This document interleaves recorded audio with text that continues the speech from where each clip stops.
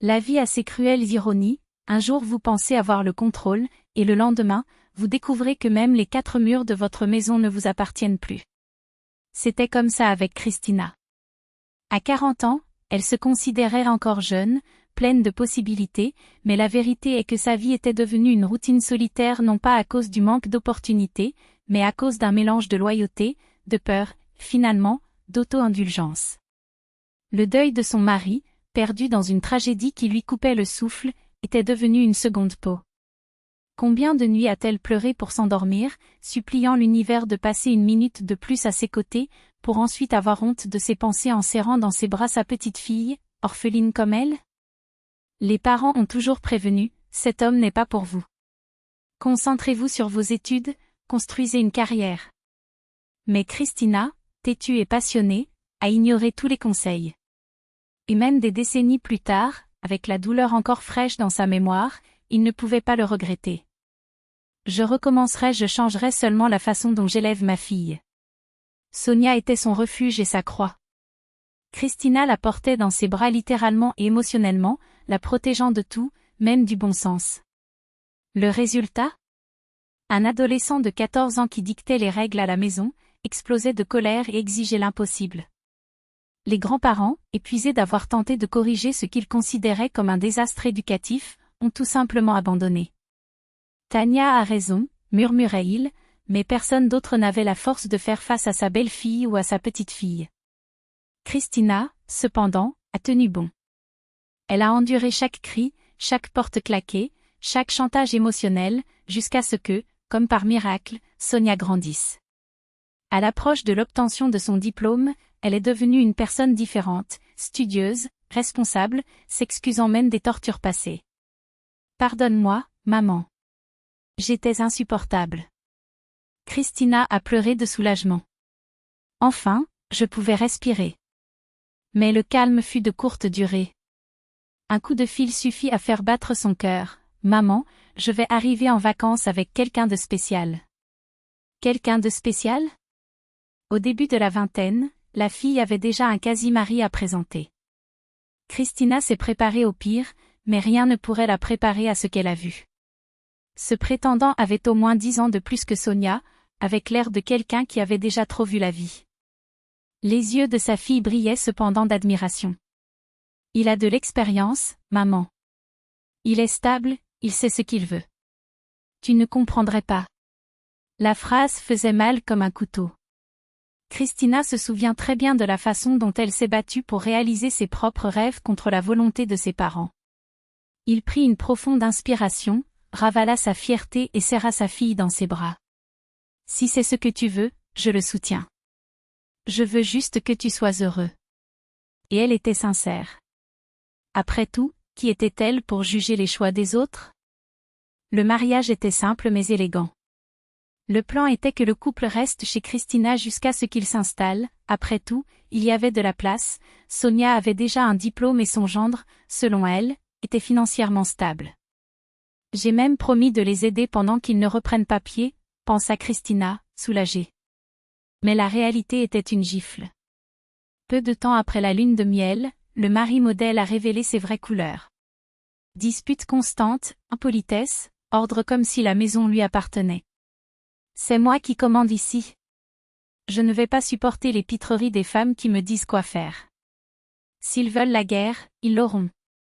Et toi, il montra Christina, a dû être mal élevée, parce que ton mari ne savait clairement pas comment t'éduquer. Mais je vais corriger ça. Les mots résonnaient comme un coup de feu. Christina serra les dents jusqu'à ce que sa mâchoire lui fasse mal.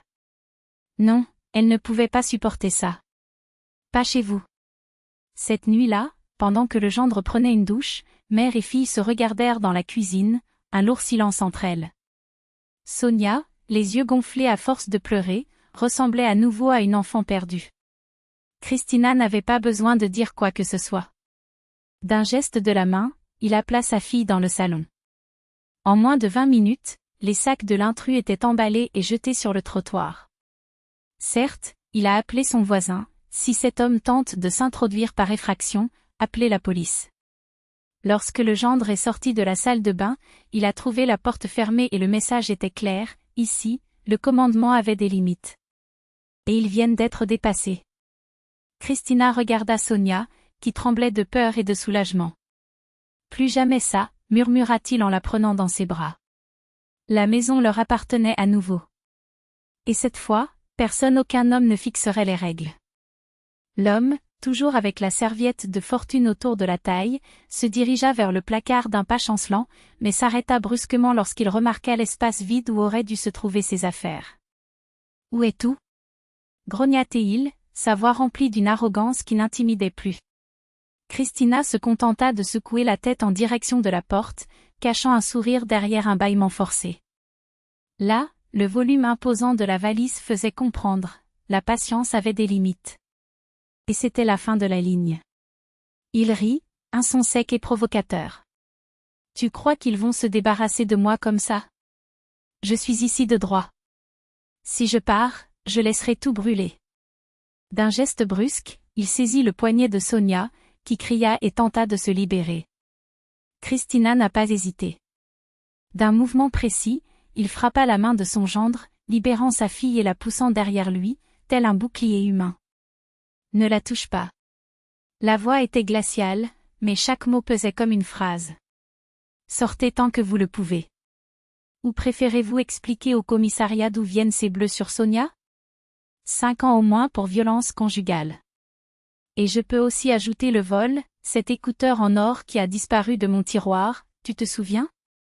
Le visage de l'homme pâlit. Il ne s'attendait pas à une résistance, et encore moins à une stratégie aussi bien orchestrée. C'est alors que la porte s'ouvrit derrière lui. Une main ferme attrapa son bras, le tordant avec une force qui le fit plier de douleur. « Quoi de neuf, mon pote? Tu as tendance à maltraiter tes voisins, hein?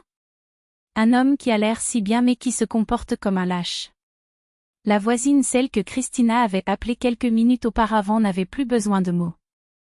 D'une forte poussée, il jeta l'intrus dehors, jetant la valise après lui comme dernier point. Et ne revenez pas ici, sinon la prochaine fois, la conversation aura lieu avec la police. Est-ce compris? À l'intérieur de la maison, Sonia tremblait, mais ses yeux brillaient d'une nouvelle détermination. Le même après-midi, il dépose les papiers de divorce. Le soir, assise à la table de la cuisine, elle a avoué à sa mère en pleurant, « J'ai fait une erreur, maman. J'ai fait une grave erreur. » Christina tenait son visage entre ses mains, fermement. « Nous faisons tous des erreurs, ma fille. Ce qui compte, c'est d'avoir le courage de les réparer. » Et puis, comme si l'univers voulait prouver que la vie récompense les courageux, Sonia sourit à travers ses larmes. « Et toi, maman? N'as-tu pas remarqué que le voisin ne te quitte pas des yeux? » Christina rit, surprise. « Quelle absurdité, ma fille! » Mais un an plus tard, alors qu'il se dirigeait vers un hôtel de fortune dans le jardin vêtu d'une robe qui mettait en valeur sa force et sa grâce, il ne pouvait contenir son sourire. La fille avait raison. Parfois, le bonheur est plus proche qu'on ne le pense. Quant à Sonia? Eh bien, le fils du voisin grand, gentil et célibataire semblait avoir hérité du meilleur de son père. Nous n'avons pas encore fixé de date, a avoué secrètement la fille, mais je pense que grand-mère recevra un cadeau plus tôt. Christina réprima un rire. La vie, après tout, avait une façon de surprendre ceux qui osaient se battre pour elle. Et vous, qu'en pensez-vous? Laissez-le dans les commentaires, vos histoires inspirent les nôtres. Aimez si vous croyez au deuxième commencement. Abonnez-vous pour plus de moments comme celui-ci. Que l'amour remplisse votre maison de lumière, aujourd'hui et toujours.